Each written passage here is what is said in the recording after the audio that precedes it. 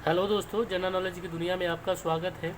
दोस्तों, इस वीडियो के थ्रू हम 2A 2B में जो कन्फ्यूजन है उस कन्फ्यूजन को दूर करेंगे। जैसे GST R1 भरते हैं और उसके बाद आपको GST 3B भरना पड़ता है, और GST 3B के जो डाटा हम 3B तैयार करते हैं उससे पहले हमें अपने जो डाटा होता है उसको 2A 2B से टैली करना पड़ता है। उसके बाद उसकी ITC, किस बिल का ITC लेना है और किस बिल का ITC नहीं लेना है, तो वो चीज़ इस वीडियो के थ्रू आपको हम समझाने की कोशिश करेंगे।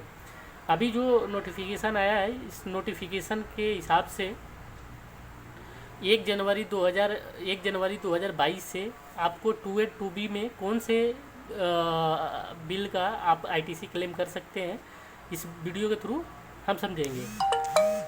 तो दोस्तों, जैसे मान लीजिए 2A 2 GST या 2A जो है, ये व्यू फॉर ओनली, मतलब ये चीज़ है, ये केवल ओनली आपको देखने के लिए कि कौन कौन से बिल आपने परचेज किया है, बिल के थ्रू परचेज किया है, उस बिल को कौन कौन पार्टी ने अभी तक पोर्टल पर डाल दिया है, ये केवल उसको व्यू देखने के लिए है। और दूसरा है auto drafted ITC statement for month. ठीक है, कि कौन से इस महीने के कौन कौन से ITC आप इस महीने में आप ले सकते हैं, ये 2A 2B में दिखता है। ठीक है, तो पहले क्या था कि हम 2A के हिसाब से भी अपना ITC का क्लेम GST या 3B का डिटेल बना के आज सबमिट कर देते थे, लेकिन अब 1 जनवरी 2022 से आपको ITC का क्लेम उसी बिल का लेना है जो आपके GST या 2B में दिख रहा हो। ठीक है, अभी जैसे मान लीजिए हमने एक किसी कंपनी का खोला है और इसमें देखेंगे कि GST R1 में जितने भी GST R1 GST R2A में ये कुछ सारे बिलें हैं जो आपने परचेज किया है, और इसमें ये सारे बिल पार्टी ने अपलोड किया है। अभी जब हम 3B डिटेल बनाएंगे GSTR का, 3B का जो डिटेल बनाएंगे वो डिटेल बनाएंगे आपको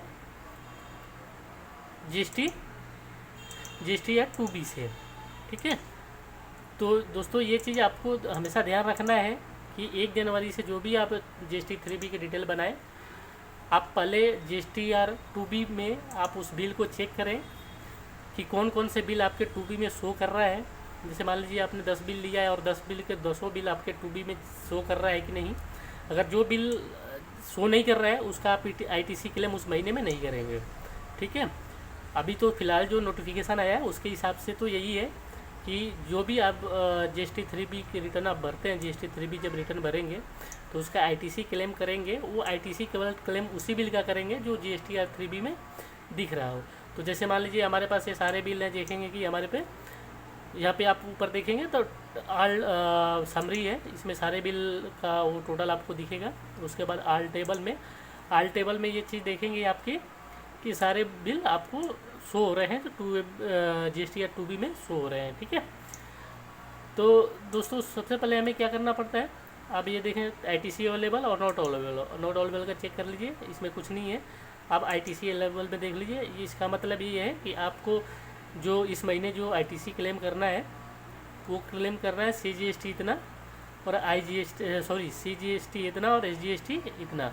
ठीक है, तो आप अपने जो भी अपने सॉफ्टवेयर पे काम करते हैं, जैसे मान लीजिए आपके पास टैली है, DG है, तो उस बिल अपने टैली सॉफ्टवेयर में खोल के सारे बिल को एक बार टैक्स की कैलकुलेशन करेंगे और अपने GSTR 3B से इसको मैच करेंगे। ठीक है, अगर मान लीजिए आपकी मैच कर रहा है तो ठीक है, अगर नहीं कोई मैच कर रहा है तो आप देखेंगे कि उस बिल में कौन से बिल जो हैं जो आपके GST 2B में शो नहीं हो रहा है। ठीक है, तो GST 2B में शो नहीं हो रहा है, तो जो बिल आपको GST 2B में नहीं शो हो रहा उसको आप बिल को छोड़ देंगे। बाकी अगले जितने भी बिल आपके 2B में शो हो रहा है उस बिल का आप आराम से उसकी ITC क्लेम कर लेंगे। GST 3B के भर के आपको उसकी ITC का क्लेम कर लेंगे।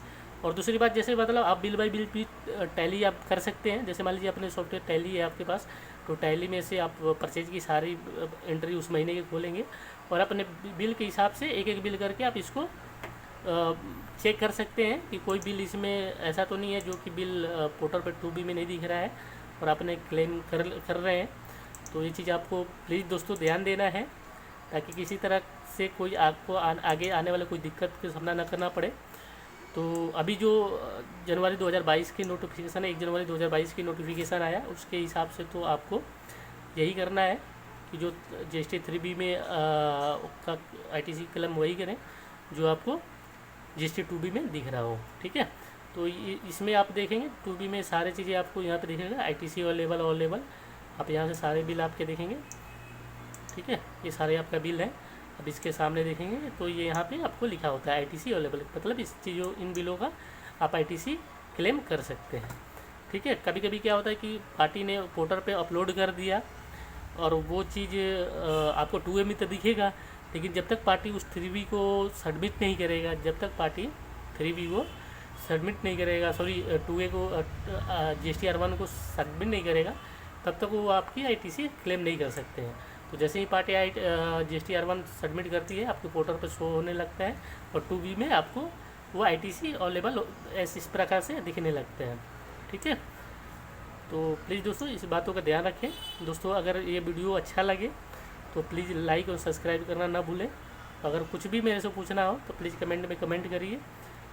मैं कोशिश करूँगा कि कुछ और नए तरीके से बताऊँ। ठीक है, तो ये चीज़ हो गया सर। अब दूसरी चीज़ ये है कि मान लीजिए आपको टैली से और किसी सॉफ्टवेयर से काम करते हो, उस सॉफ्टवेयर से आपको इनको बिलों को मैच कैसे करें, तो ये तो दूसरी सिंपल सी तरीका है। या तो बिल को आप पूरे उस महीने के बिल को खोल लें और एक एक बिल करके आप इसको चेक कर लें, या दूसरी ये होता है कि आप इसको यहाँ पे डाउनलोड एक्सेल होता है, डाउनलोड एक्सेल फाइल यहाँ पर डाउनलोड करें। जैसे ही ये एक्सेल फाइल यहाँ से डाउनलोड करेंगे तो यहाँ पे नीचे देखेंगे एक्सेल फाइल है 2B का डाउनलोड हो गया। ठीक है, आप इस तरह से उस बिल को फाइल को ओपन कर लेंगे। जैसे ये ओपन हो रहा है, इस तरह से आपके देखेंगे कि GST 2B के जितने भी बिल हैं आपके, ये आपको टोटल दिख जाएगा। 18% आपकी पार्टी के इनवाइस की वैल्यू, डेट वगैरह सारे चीज़ ये यहाँ पे आप यहाँ से भी चेक कर सकते हैं। ठीक है, यहाँ पे आ जाएंगे तो यहाँ पे देखेंगे तो इस तरह से आपका सारी चीज़ यहाँ पे शो होगा। ठीक है, इसमें ITC अवेलेबल यस करके लिखा है, इसका मतलब सबकी ITC आप क्लेम कर सकते हैं। ठीक है, तो आपको जो सही लगे, आप अगर चाहते हैं कि बिल बाय बिल एक एक बिल को टैली से चेक करूं तो भी वो भी ठीक है। अदरवाइज़ आप चाहे तो उस एक्सेल फाइल को डाउनलोड करिए और इससे आप यहाँ से चेक कर सकते हैं। ठीक है दोस्तों, अगर वीडियो अच्छा लगे तो लाइक सब्सक्राइब जरूर करें। थैंक्स, धन्यवाद।